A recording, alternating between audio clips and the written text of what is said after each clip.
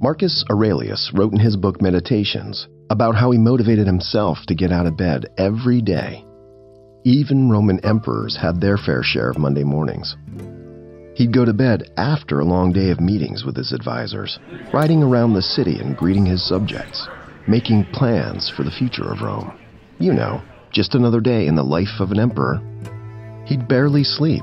It'd feel like he'd only closed his eyes for 5 seconds before the sun rose and the next day began. The sunlight would strike his tired eyes, and he'd groan in his bed, covering himself with his silk blanket, trying to hide from the exposing sunlight. A knock at the door. His advisor would peek into the room and tell him he was needed. "Just 5 more minutes, Alfred," he'd say from under his sheets. Besides, he was emperor. He didn't really have to get up. He could order breakfast in bed and lay there all day, watching the latest play by his servants while they fed him grapes and wine. He could delegate all of his tasks to his advisors, and if they did the job poorly, he could always hire another one. I mean, what's the point of being emperor if he can't even have a little bit of fun and relaxation? He'd call Alfred back in and tell him to cancel all of his appointments. He told him to take care of everything, and if something went wrong, he'd be responsible for them all. He also told Alfred to set up a gladiator cage by his bedside, which was the Netflix equivalent of the 2nd century. Nothing made him happier than watching 2 soldiers fighting to their deaths from his bed. Alfred had no other choice. It shall be done. He rushed out of the room to delegate orders as fast as he could. Marcus drew the curtains and prepared to go back to sleep. He sighed in relief, knowing that the day was over before it started, and now he could look forward to the day instead of dreading it. He could get used to this kind of life. It wasn't so bad being emperor after all. Okay, that's not actually how it went. That was my depiction of a lazy and corrupt Marcus Aurelius, which was fully inaccurate and fictional. After all, he was considered to be the last of the so-called 5 good emperors of the Roman Empire. He was a practitioner of Stoicism, and his book Meditations was actually his diary that was filled with so much practical wisdom and deep dives into what Stoicism was that it was compiled into a book.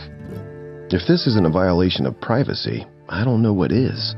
A grown man's bedside journal, published for the whole world to see. Good thing he didn't fill it with gossip or dirty little secrets, or they would have thought twice before giving him the title of Good Emperor. One passage that he writes about is his inner dialogue about why he must get out of bed. Every human being will have those days where the weather is just a bit too cold to bear in the morning. The bed is just a little too comfortable and warm. There are times where we want to abandon everything we've been living for just to be able to sleep in for the whole day. These are the days when we envy our pets who get to sit at home and sleep all day and just simply exist. Many of us can relate to this because waking up in the morning and going to work can seem like a Herculean task.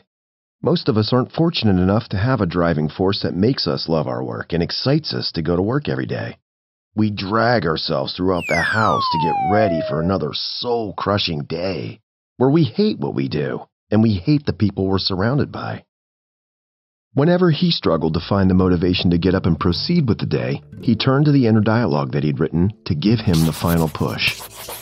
At dawn, when you have trouble getting out of bed, tell yourself, I have to go to work as a human being. What do I have to complain of if I'm going to do what I was born for? The things that I was brought into this world to do? Or is that what I was created for? To huddle under the blankets and stay warm? What separates us from animals? We aren't simply existing and under control of our biological influences. We're able to think. We're able to create. We have the power to control ourselves against our biological forces. We can't just simply exist. Every human is hardwired to feel shitty, depressed, and bored out of their minds if they tried that for a long period of time.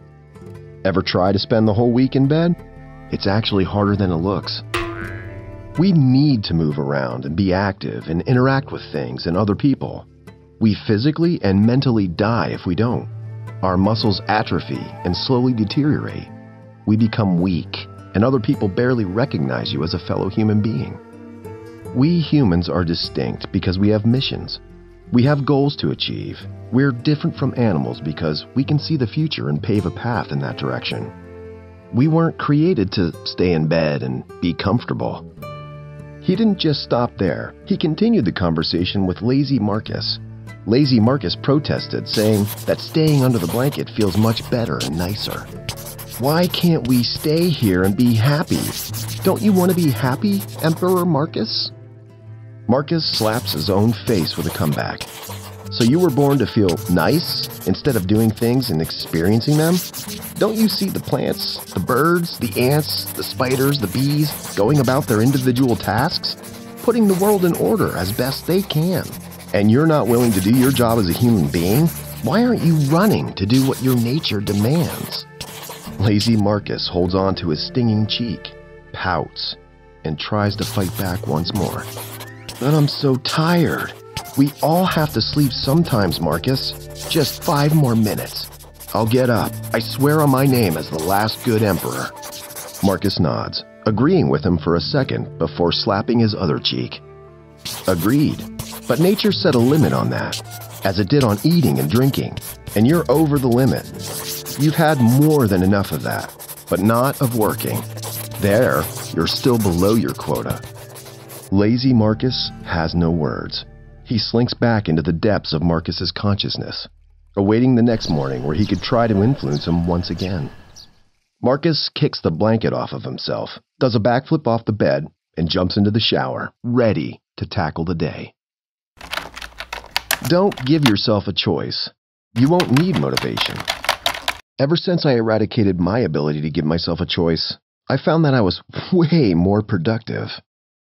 It started as a simple habit-building exercise. I told myself I was going to exercise, meditate, read and write every day. I didn't need motivation from that moment on. I just did the tasks I set for myself because I told myself I had to do it. In the back of my mind, I knew that although I didn't know what the future holds in store for me, I knew that upholding these habits and practicing discipline would get me somewhere. Before I made this declaration to myself, I found every morning to be a battle. I had no mission in life, no discipline, no faith, and no love for myself. If I didn't see a clear reward at the end of the race, I wouldn't even think about entering it. You don't need any motivation to do the things you want to do. If you want to be a writer, write every day. If you want to be an artist, draw and create every day. Anything you want to do, you don't need more motivation or research or advice.